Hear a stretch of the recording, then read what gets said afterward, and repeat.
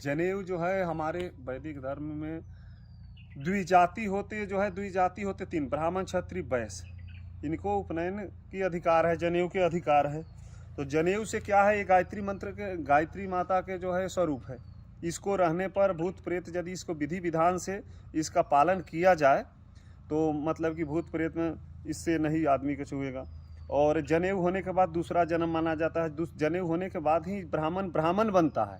जन्म से सब कोई शूद्र होता है, लेकिन उपनयन संस्कार के बाद ही ब्राह्मण होता है। क्षत्रिय के उपनयन संस्कार के बाद ही क्षत्रिय बन पाता है, और वैश्य के उपनयन संस्कार होने के बाद ही वैश्य, नहीं तो न होगा तब तक वो शूद्र है। इसलिए जनेऊ रखना चाहिए।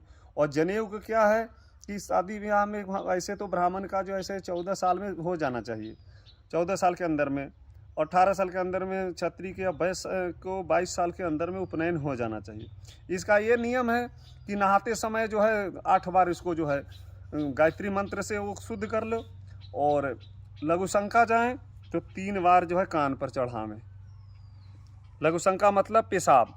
और टट्टी करने जाएं, शौच करने जाएं तो 3 बार हाथ शुद्धि करने के बाद, कुल्ला करने के बाद बोलें, नहीं तो मौन रहें।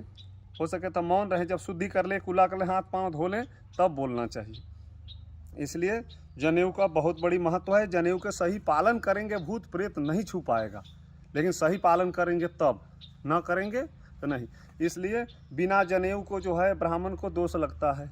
ब्राह्मण नहीं है, शास्त्र के हिसाब से वो ब्राह्मण है ही नहीं, जबकि उसके उपनयन नहीं है। इसलिए जनेऊ सबको रखना चाहिए। ब्राह्मण क्षत्रिय वैश्य को अधिकार है जनेऊ को। और इससे न रखने से वो आदमी दोष बनता है, फिर दोष उसका बनता है। दूसरे जन्म में उसको ब्राह्मण जन्म नहीं मिलेगा।